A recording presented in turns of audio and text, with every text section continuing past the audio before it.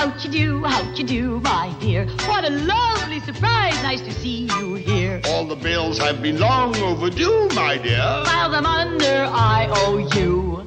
How'd you do? Well, hello, it's you. Love my dress, love my jewels, are they Marley-Boo? They belong to the Internal Revenue, and they've got us eating stew. The Pruitts of Southampton live like the richest folk. But what the folk don't know is that the Pruitts are flat broke.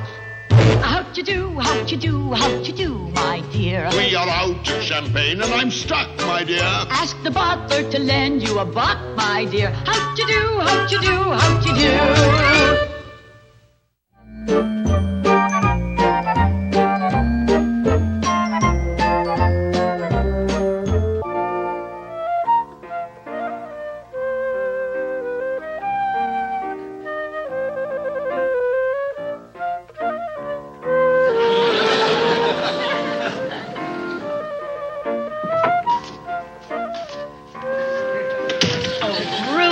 She graceful.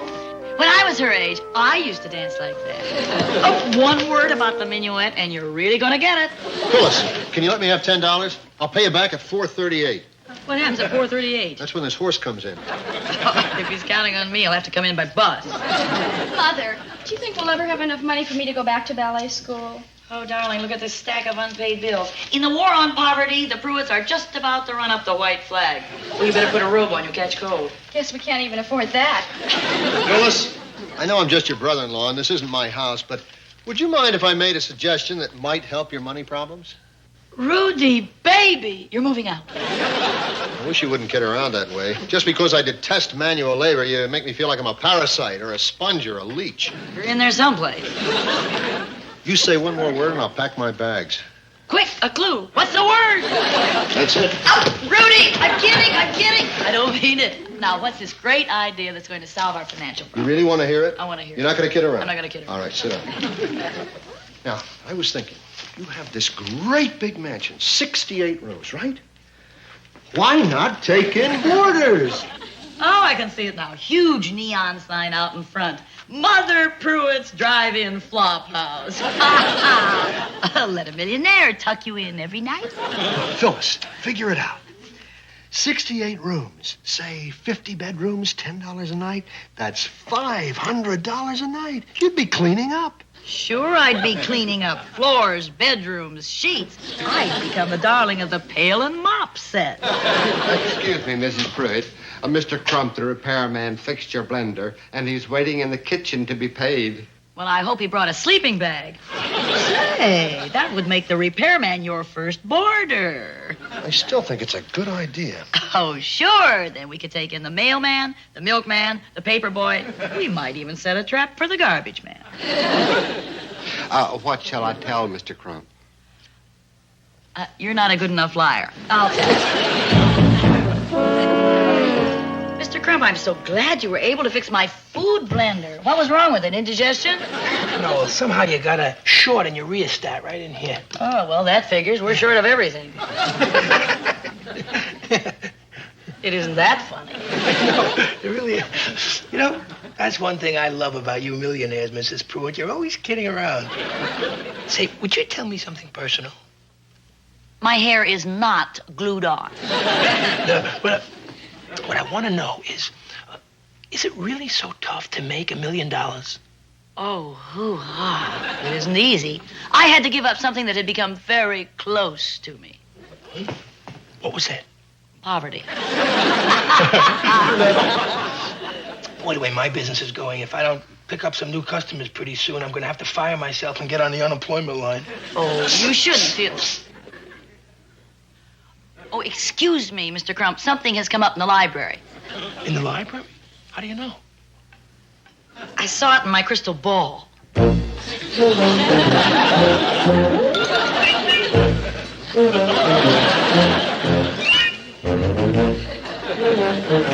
Phyllis, this is a natural. We take Crump in as a boarder. Are you still on that kick? Look, the guy's a good repairman, isn't he? The greatest. He has a genius for repairing broken down old things. I wish he'd get to work on me. Phyllis, this idea of mine line will make us rich again. We go into partnership with Crump. Partnership with Crump? Are you out of your frog? We move him into the house and set him up in the basement with a little fix-it shop. With you bringing in the business from all your friends, we'll make a fortune. What do you think? I think your brain is due for a 10,000-mile checkup. Phyllis, this has to work. You charge your friends $10 an hour. We work Crump 8 hours a day. That's $480 a week, which we split down the middle. 80 for him, 400 for us. What do you think? Why torture the guy? Why not just drag him out in the alley and roll him? You don't like my idea? I love it. But the question is, how is Crump going to feel about being chained in a cellar? We split the money right down the middle. Am I right? Right. And I get a little workshop right down in the basement, right? Right. And I get to live in this beautiful mansion and eat here and sit on all the fancy furniture and everything free of charge, right? Right. Have we got a deal? Are you kidding? Somebody up there loves Norman Crump. Hey, this calls for a celebration. I'll get the champagne. Champagne for me? Certainly. Why, you're embarking on a whole new career. Champagne's the only way. After all, they don't launch a battleship with prune juice. Well, I certainly do appreciate everything you're doing, Mrs. Pruitt, but why are you doing it for me? I was deeply touched by your sincere desire to want to make $1 million. Most people do it just for the money. I'm not that way. I just wanted to mingle with a better class of people than me. You know what? You're just a big, lovable snob. Hey, you know, my friends down at the pizza parlor, they call me that. Oh, you said snob. That isn't what they call me. Okay, partner. Let's get down to business. Now, I figure I can bring in about $600 worth of business a week. Now, that brings your share to $300. That's $300 for me, and you get $300, which to you is like a drop in the bucket, right? What are you going to do with it? I'm going to give it to a needy family. You mean there's needy families in this ritzy neighborhood? Not all rich people are rich. You mean there are some poor, rich people? Some people are down to their last million. Whatever happened to me, I'd kill myself. Which reminds me, you owe me $7 for the repair of the blender. Remember, $7? Oh, now look, Part. Here it is, the champagne. It's bubbly wubbly time. No, Rudy. You save those wrists for opening your racing forms. 1945. That's the year I was born. Give or take a century or two.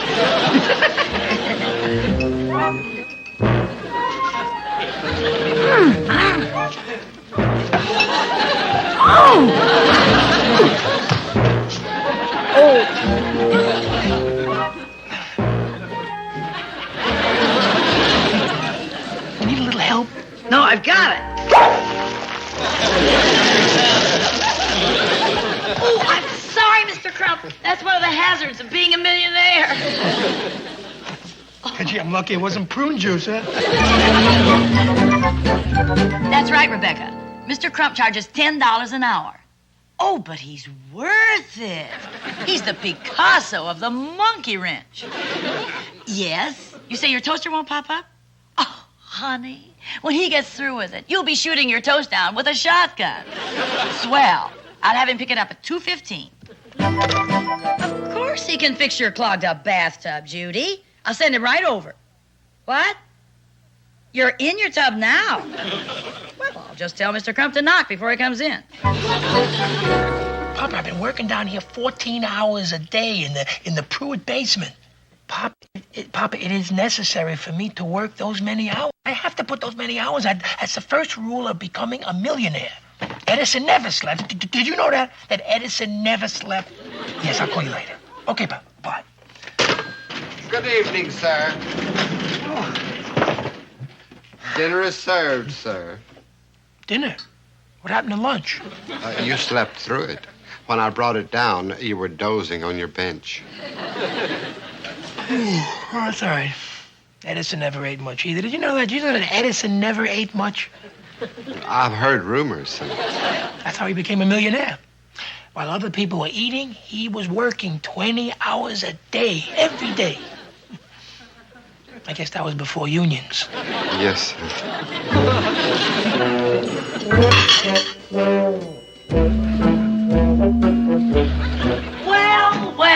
Well, and how is our little student millionaire doing? Oh, fine, Mrs. Pruitt. Got some more jobs there for me, huh? You are booked solid up to and including New Year's Eve. New Year's Eve, that's right. Oh, Mrs. Pruitt, New Year's Eve, well, on Christmas Day, could I have a couple hours off to open up my presents? Don't be silly. You're a free man and an equal partner. You can have as many hours off on Christmas as you like. Thanks, partner. Oh, you poor guy. Why don't you lie down and take a nap for an hour? Oh, no. Then I would become a millionaire 1 hour later. So what? When we change to daylight saving time, you'll make it back. Come on, take a little. There now, we don't want any sick millionaires around here. Remember, you should always be rested. Even your idol, Thomas Edison, always took little cat naps. Yeah, Thomas Edison, gee. Gee, you know, if it wasn't for his inventions, and life today would be completely different. Of course. Take the phonograph, for instance. If it weren't for that invention, kids would be putting money in jukeboxes and nothing would be coming out. Yeah, he was a real genius, all right.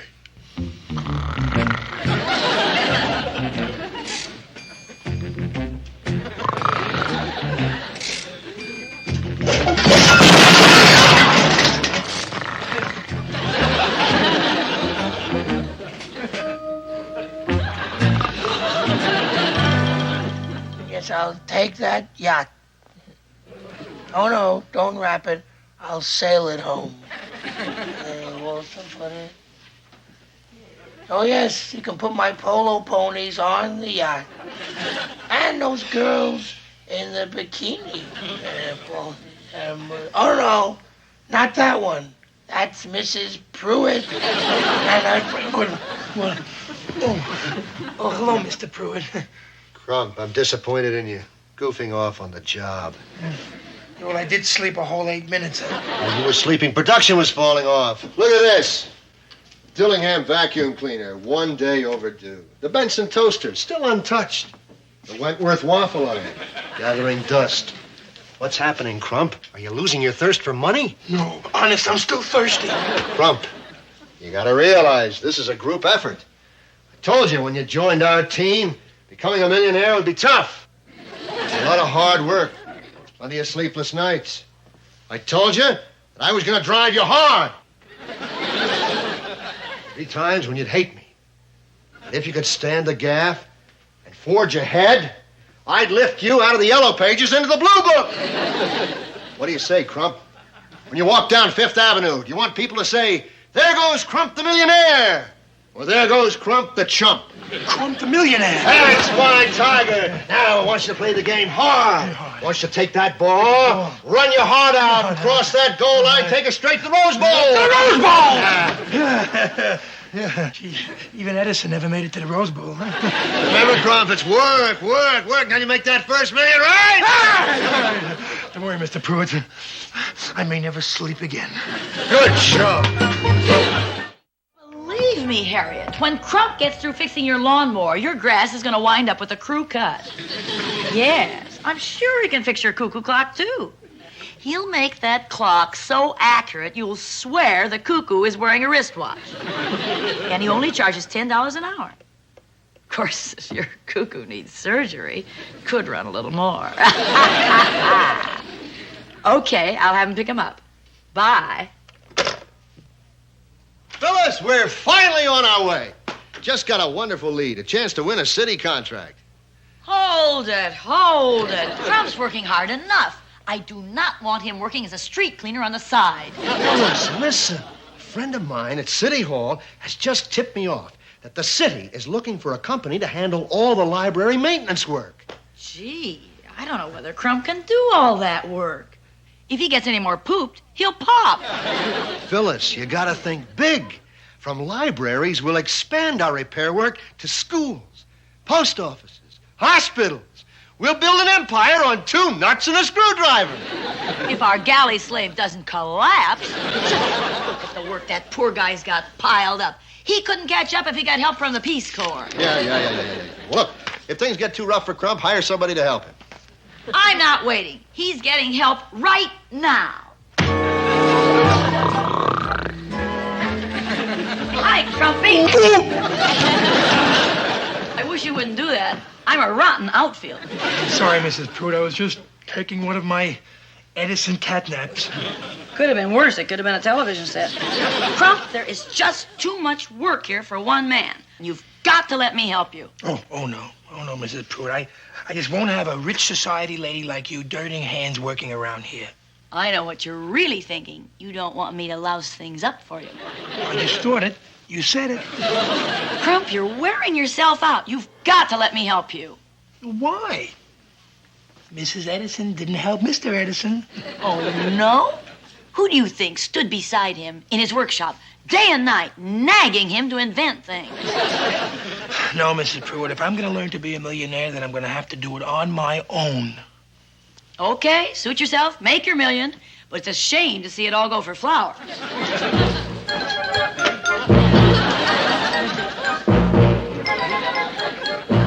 I'm sorry, Diane, but Mr. Crump couldn't possibly get to your incinerator before sometime next month.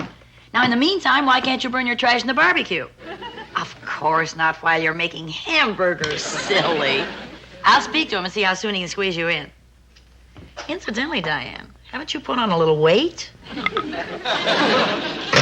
Well, you can't win them all. Phyllis, hold on to your hair. Great news.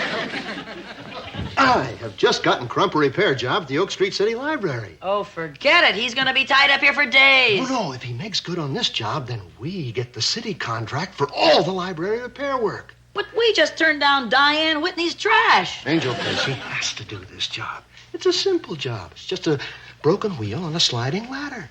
Well, they'll have to slide the ladder down here, or forget it. Phyllis, I broke my neck getting us this opportunity. Oh, but poor Mr. Crump. He's so tired. That's ridiculous. I've got him all fired up over being a millionaire.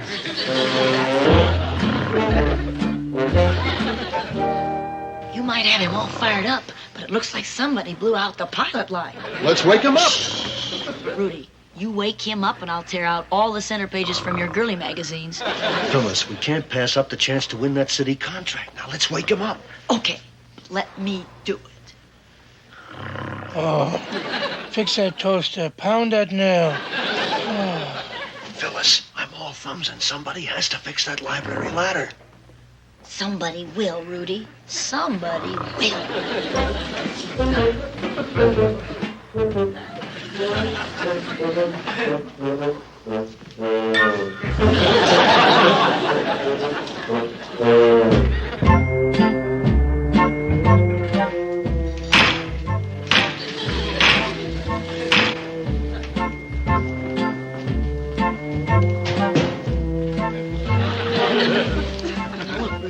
You distract the girl at the desk, so I'll have plenty of time to fix the ladder. Okay.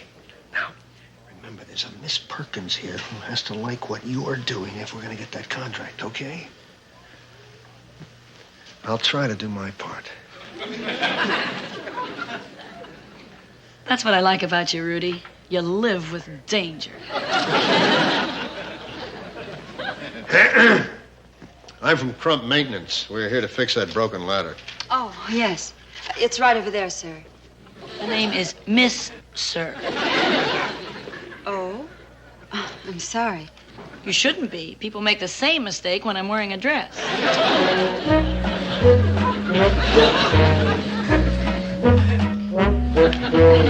Honey, what's a doll like you doing? Wasting your life in a museum like this. Really? I have a lot of work. Miss Perkins.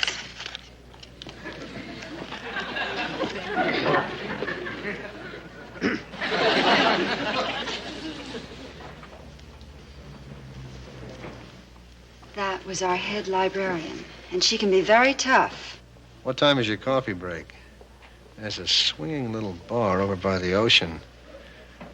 We could tear Shelley and Keats apart over a couple of martinis. What do you say? You sound like you've had a couple already. Excuse me.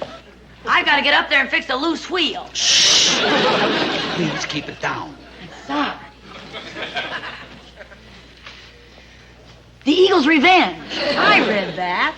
You know, it's got a real surprise ending. Just when you start to figure that the chauffeur is the murderer, it turns out the girl's Aunt Clara did it. Aunt Clara's the murderer? Kind of grabs you, doesn't it? Who'd ever suspect that a relative would stab you with an icicle? You're sure Aunt Clara did it? Would I lie to you, a total stranger? All you did was ruin the book for me.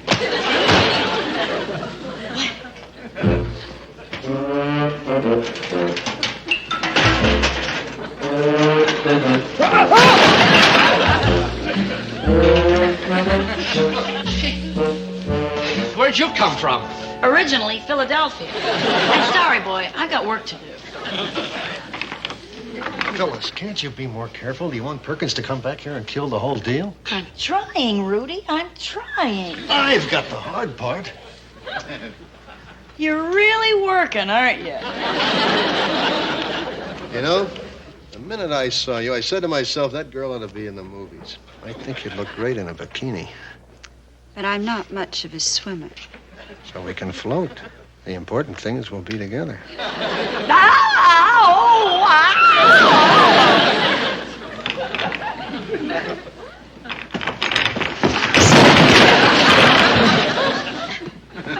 Excuse me, you didn't happen to see a little teeny screw around here, did you?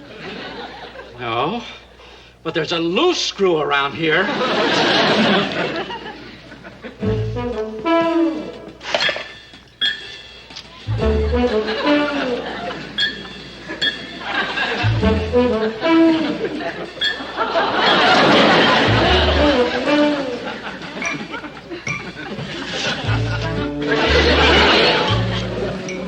Don't fight it, honey. This could be the start of something big.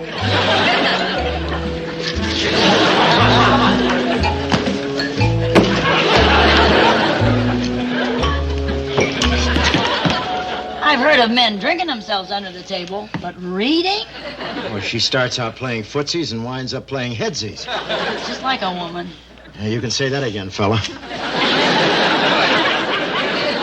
She's under the table now, Miss Perkins. I told Miss Halstead, but she's busy smooching at the desk. I see you. Come out of there. Hi there. I'm from the Crump Maintenance Company, and I was just under the table looking for a loose screw. The boy tells me you're turning this place into a shambles. Please leave. Well, I can't. I've got to fix that ladder. It's an order. We'll check on that. I'm calling downtown right now. Ah! Thank you, Miss Perkins. I think you found the screw. Bye. I still say if you had helped me instead of trying to play Romeo, we would have had that contract. I still say I can't help it if I'm hot-blooded. Swell. Your blood is hot, the deal is cold. Get the key. I can't understand why Crump's not in his workshop. Where can he be? Maybe he walked in his sleep and fell in an open manhole. Let's look in his bedroom. Good thinking.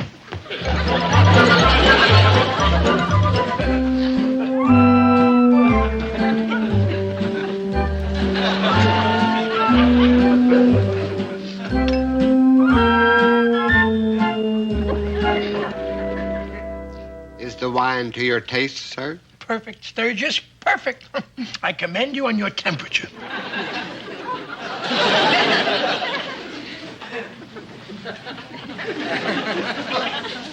Oh, hi, what you been doing?